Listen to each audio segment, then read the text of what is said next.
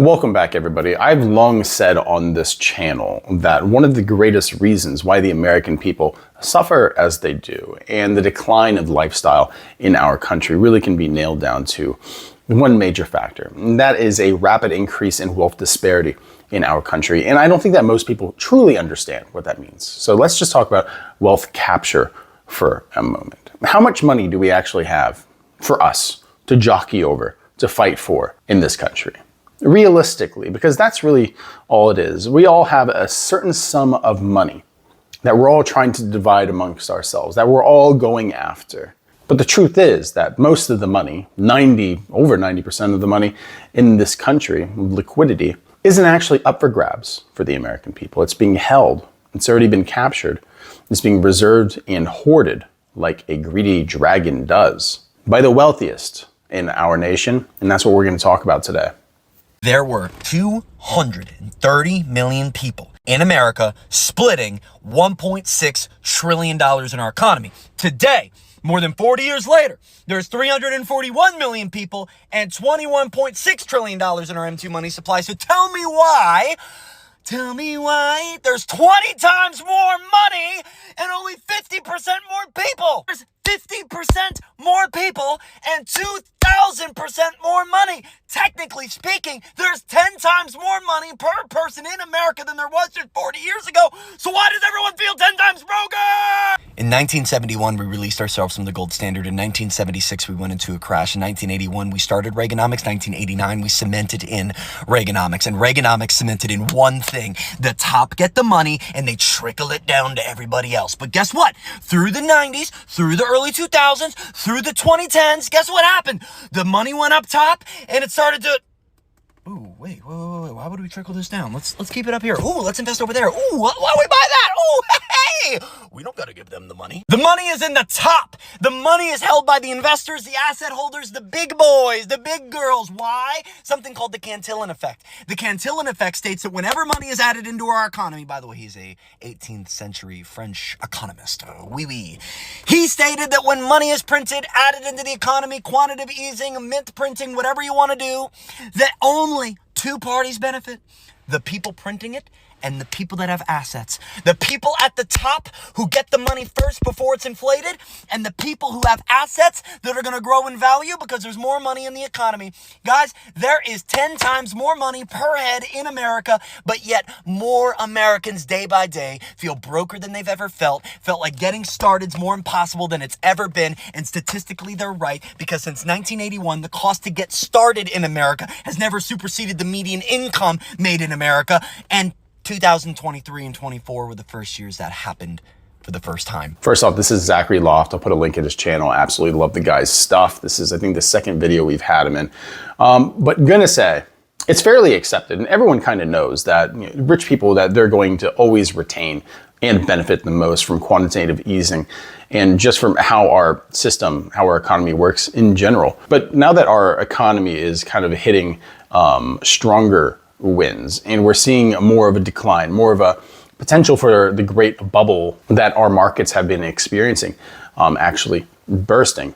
I personally believe that all of this is kind of planned out, right? I mean, the people who profit most from an economic collapse, who profit most in 2008, who profit most during the Great Depression even, are always going to be the wealthiest because they have the most reserve assets.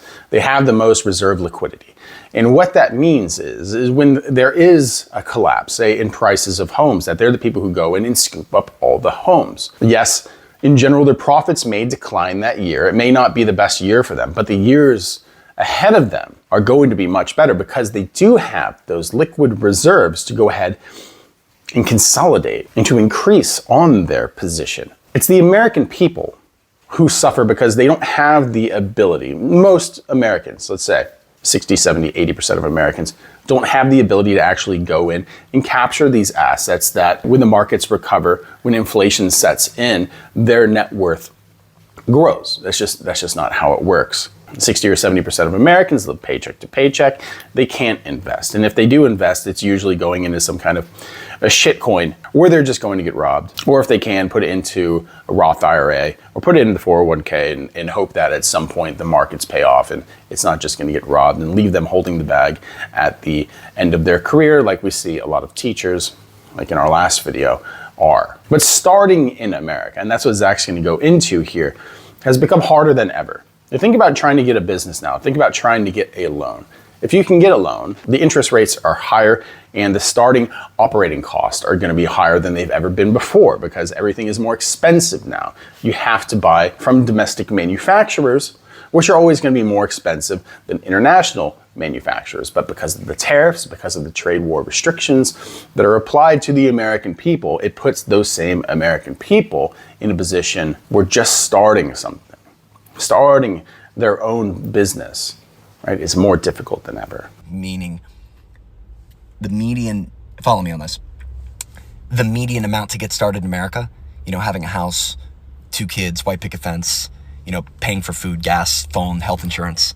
1981, the median household income, you made enough to get it started. In 23 and 24, those lines crossed. In fact, the cost to get started in America, having a mortgage, 2 kids, 2 used cars, gas and insurance in those cars, I got these numbers right here. Not just reading off nothing. 1 bout of student debt in the house, power, food, phone, and health insurance. In 1981, if you were doing all of that, you were paying $2,171 a month. In 1989, it was $2,291 a month. In 1998, it was $2,636 per month. You know how much it is in 2024 for the same exact metrics? $7,368. That's $88,416 a year. Do you know what the median income is in America? It's 70 grand. See, that's the thing, because we've been told that, inflation has been marginal. Yeah, it's been impactful on people, but it hasn't been that bad. But honestly, ask anyone who's been trying to build a family, anyone who's actually had any kind of goals that just go beyond paying rent and having a mortgage. But even those people, the cost of everything has gone up so substantially. They can say that inflation is 3%, 4%. On a high year, it's 8%. But why have we seen everything double and triple in price? You can't double the amount of money in 1 year and tell me that it's not going to devalue the US dollar by 50%. We need to get back on the gold standard, right? As this K-shaped economy keeps happening, right, and the devaluation of the dollar continues, but that doesn't affect the richest people who are so locked in on assets. We can have inflation to the moon and their positions will still be set. But the normal basic American person will continue to have not just their money devalued, but their lives devalued. Because that's what this is in the end. When you are somebody who cannot actually participate in the consumer economy, then you're not seen as useful in our economy and in our nation. And as we see more bills come out that say that we're going to increase the national debt by another 10 trillion, 20 trillion, that just shows us that in the future what we can expect is more money printing to happen, more inflation to happen. And although they're going to say inflation is up at 5% year over year, the fact is it's going to impact us in a way that $7,000 a month that it takes just to run a household in no time will be $14,000. Sorry, 74 grand. 74 grand. You're $14,000 behind if you're at the median level, and most people getting started in America haven't even made it to the median level yet. So tell me how millions of Americans who have not gotten started plan to get started. Because many of them feel broker than ever, even though there's 10 times as much money available. I'm looking at you, DC. Oh, yeah. Listen, this is all on the policymakers, right? We have not truly been represented as an American people in my lifetime, but even more so now. And the fact that so many rubes out there have been convinced that just simply compliance to an acceptable order is patriotism, while at the same time, they're watching the American people get undercut, watching the lifestyles in our country degrade and erode by the kind of corrosive rhetoric that comes from Capitol Hill, shows us that no meaningful change is going to happen in the moment. We often say that the American people have to truly feel pain because we live such comfortable lives. We have to truly get to a point where there's so much pain in the system that we are actually ready to fight back. But at what point does that actually happen? At how much time does it take for that point to actually arrive. Because we're already at the point where the vast majority of Americans can't afford a mortgage. We're already at a point where there's many Americans out there who are leveraging credit just to buy groceries. We're about to see tens of millions of people lose their health care, and even more people have their health care payments double or triple. Already in a cost of living crisis where we're watching, because of our worship of AI, utility bills skyrocket 2 times, 3 times. And these are during the mild months. What happens when winter comes and people are getting faced with heating bills that are thousands of dollars? It may sound wild, but no, that's where we are right now. We're at that point right now where the kind of resource scarcity is actually hitting American people's lives in a way that you're going to see people start losing their homes. You're going to see people start getting evicted.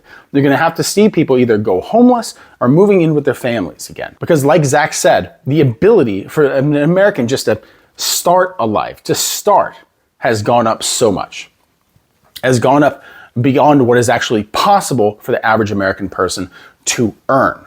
You know, one of the great things about America, what it used to be, was that you can actually leverage the hours of your own labor into a life that was worth having. You know, you could have worked hard enough to attain the American dream, but everyone knows that that's just not how it is now. Everyone knows that that is increasingly not possible, if not impossible. And if you try to dissent, if you try to say anything against this and say that, you know, people should have health care, people should be able to afford food, people should have affordable housing, what do they say?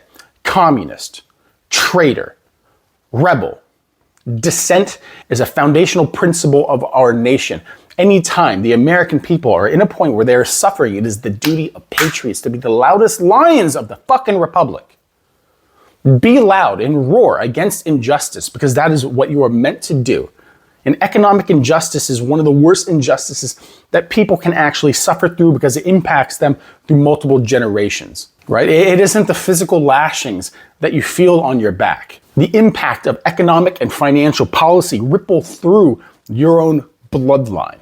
It decreases the generational wealth that you're actually able to transfer by interrupting the process that you can actually attain everything you need to have generational wealth. Until it just becomes a foregone conclusion, something in the past, something that just, it isn't part of the status quo. You should just learn to live less and be happy. And I find it fascinating that those who are in power right now, who hate the World Economic Forum, are the exact same people who are streamlining American lifestyle into a kind of minimalism that they apparently were against. You will have nothing and you will be happy. That, if anything, should be the slogan for this administration and our government at large for the past decade, at least.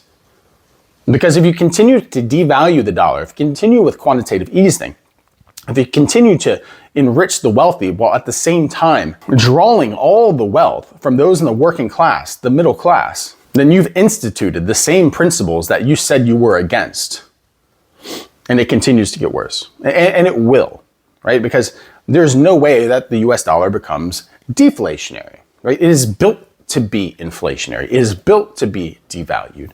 And as we see other currencies in the world that are deciding to go gold backed, then you're going to see the decline of the preeminence of the US dollar more than we already are right now. So what that means for us, normal Americans, is that with the primacy of the US dollar and the US in general losing its place as the principal hegemon of the global economy, that we will all suffer. We will all suffer, we will all have less, and it puts America in the position where the wealthy get desperate. And when the wealthy get desperate, who do they take from? Those who they're used to taking from. And they will capture as much wealth from them as they can before they move on. We are entering a phase of neofeudalism in our country.